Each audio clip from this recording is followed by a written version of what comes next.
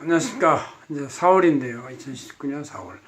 오늘 163강은 소규모 코스닥 상장사의 무자본 M&A 문제에 대해서 투자 보호를 위한 근거만의 어떤 주의 조치 이런 걸 한번 살펴보겠습니다. 이거는 저희들이 안세 재경 전원을 4월 3일자 내지에 나와 있는 내용을 제가 이렇게 썼습니다. 잘 요약해 썼으니까 보고 찰칵하시고요. 자, 우리 재경 전원이죠.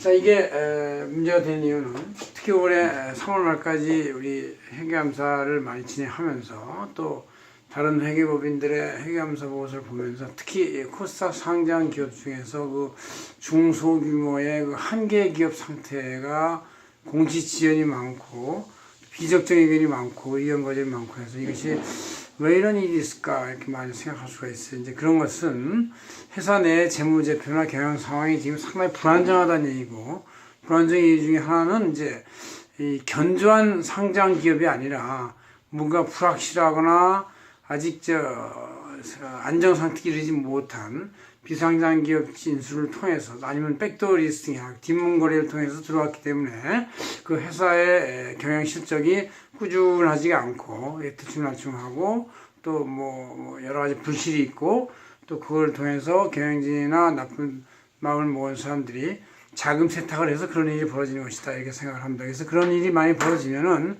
이제 그걸 끝까지 숨기고 그런 자금 세탁을 숨기기 위해서 이제 여러 가지 감사인한테 제대로 잘 보여주지 않게 되는데, 그렇게 되면 이제 이게 바로 부정적발이라고 해서 포렌식 부정적발 실사를 해야 되는 문제가 생기기 때문에 감사 보고서가 제대로 안 나간다 그런 얘기죠. 그래서 재감사를 해야 되기도 하고 여러 가지 복잡한 상황이 생기는데, 그럼 이와 같이 이 무자본 M&A를 통해서 비상장 회사가 상장 회사가 되는 경우를 한번 어떤 경우가 있는지 어떤 징후가 있는지 한번 보도록 하겠습니다.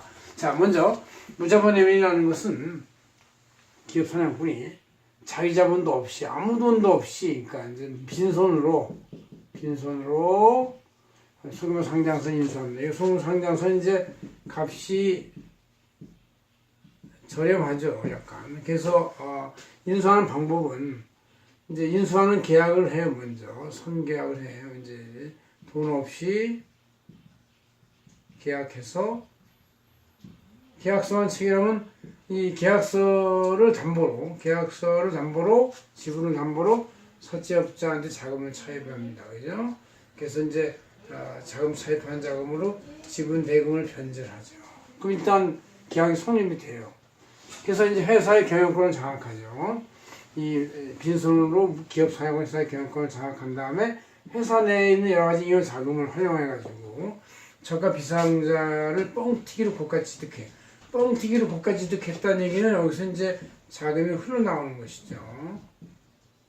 흘러나와서 이 자금과 빼돌린 자금으로 이 사채 차입을 이제 상환하게 되는 이런 것이 한 바퀴 도는 거예요. 그러니까 회사처럼 꺼내가지고 자기가 취득한 자금을 갚는 이런 나쁜 행위가 바로, 그러다 보니까 회사 내에 있는 이용을 활용해서 이런 거를 산 것은 이제 거의 너무 고가 부실 자산이 되는 거예요. 부실 자산. 이거 완전히 이제 100짜리를 뭐 300에 취득한다든가 이런 식이 돼서 이제 간극이 있는 거예요. 이렇게 돼서 부실이 되니까 이걸 감추기 위해서 자료를 안 보여주고, 그러다 보니까 감사이익은 공시가 되고 이건 지연 공시가 되고 감사이익은 비적정 나가는 것이다 그런 얘기죠. 그래서 이런 무자본 M&A가 발생된 거래 유형을 잘 살펴보면 이제 여러 가지 공시 자료에 많이 나오고 또 증거시장 소문이 많이 나타나는데, 일단 불분명, 그러니까 이 여러 가지 유명도나 지명도가 없는 불분명한 비상장사가 최대주주로 등극한 경우, 변경된 경우, 이상하다. 비상장회사가 이제 이렇게 최대주주가 됐다. 이러면 이제 약간 회사의 경영이 지금 뭔가 딴 데로 변동되고 있다는 얘기예요.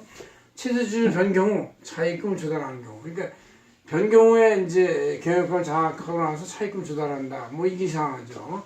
가치가 없는 비상장 주식을 바로 고가로 거액을 투자해서 고가로 취득하는 것.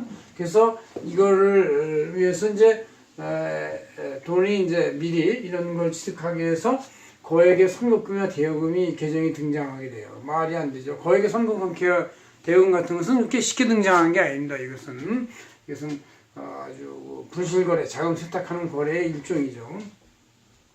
경영진 등 특수관계자의 거액을 대여하는 거. 이것도 마찬가지로 특수관계자가 그 대여를 받아가지고 뭔가 딴 데 유용할 수 있거나 아니면 무자본 MA를 위한 자금 조달하기 위해서 부실자산을 하나 취득하려고 이제 이렇게 하는 것일 수 있고, 또 종속회사나 이런 거를 관계사를 취득해요. 그러니까 막 그 여러 개 설립을 하고 관계사 취득을 해서 역시 거품이 들어간 뻥튀기를 하는 것이죠.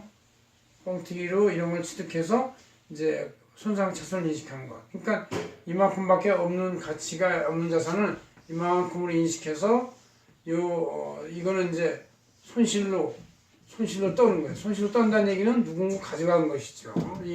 이 무자본 MA를 한 기업 사장꾼의 손에 그 돈이 들어갔기 때문에 거액의 손실이 있다. 그래서 여러분들이 이제 가끔가다 보면 주식 발행 초과금이 엄청나게 많이 있는데 갑자기 1, 2년 만에 100억, 1000억, 500억의 거액의 이 주식평가 손실, 거액 그 감자 손실, 아니면 뭐 감액 손실 이런 게 있을 때는 이게 분명히 그건 뻥튀기로 해서 기업 가치를 올려가지고 선량한 주주들한테 거액의 자금을 조달한 다음에 그 돈을 이제 아주 분실 자산을 취득하는 데 써서 거액 차손이 생겨가지고 손실이 이제 없어지는 것. 그 손실이 어디 갔겠습니까? 기업 사냥꾼 손에 들어가는 것이죠. 이렇게 되는 것이 이제 바로 이 발생되는 그 거래의 흐름이다. 그런 얘기죠.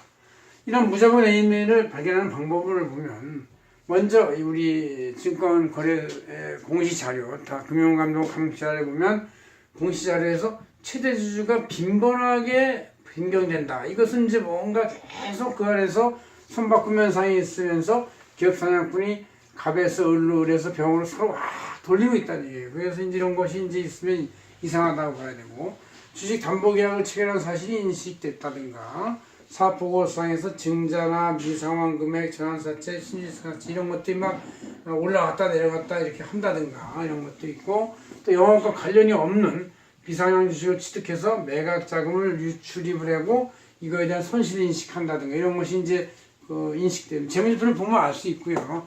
또 공시 자료를 보면 이제 알 수가 있습니다. 확인한다든가.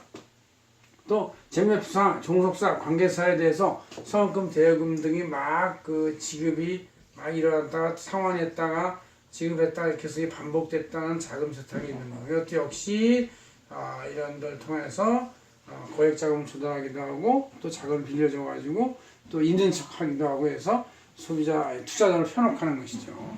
또 손익계산서에 투자자 손상 등 이런 거액의 차손이 생기는 거, 또 대손 상각비가 있어서 평가 손실이 확인되는 거, 이런 것들도 역시 무자본 MA로 인해서 그 뻥튀기한 기업의 가치를 없애서 손실을 인식하는 것이라는 얘기죠.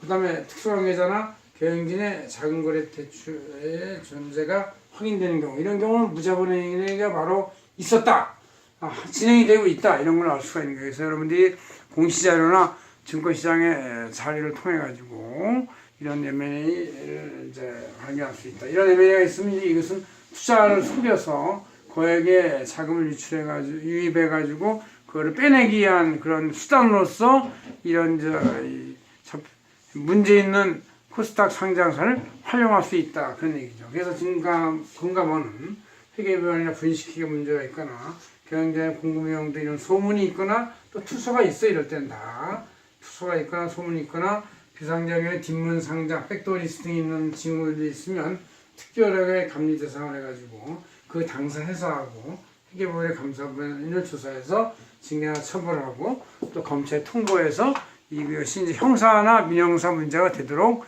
유도한다, 이렇게 되는 것이죠. 그래서 이게 무자본 MA는 소문과 징후가 이 증권거래에서 나 이런 데의 공시자료나 감독원 공시자료에 다 뜨게 됩니다. 그래서 뜬 거를 잘 분석해 보면 이 회사가 지금 무자본 MA에 휘둘렸구나 하는 걸 알 수가 있습니다. 고맙습니다. 박현정이었습니다.